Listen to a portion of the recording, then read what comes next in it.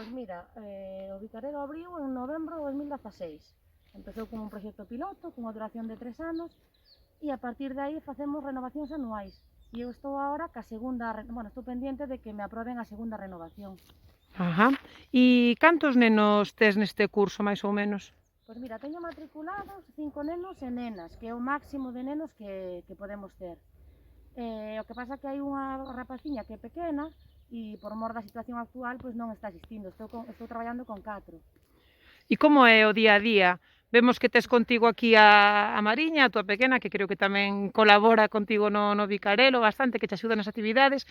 Que facedes cos nenos? Pois mira, o día a día do Vicarelo transcurre en calma, é o que caracteriza a nosa xornada, a posibilidade de ter un ritmo, de levar un ritmo pausado, sin seguir unha estrutura fixa, sino flexible.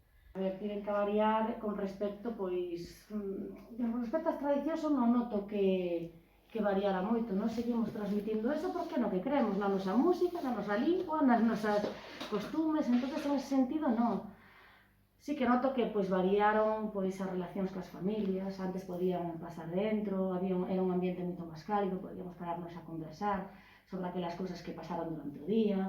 Había momentos de máis contacto, ahora eso está máis restringido, entonces en ese sentido sí que se nota cambio, pois tes que conversar moito máis pois a través do teléfono, xa non hai ese entrar a casa niño e esa conversa da primeira hora da mañá, ou de cando se marchaban, en ese sentido sí.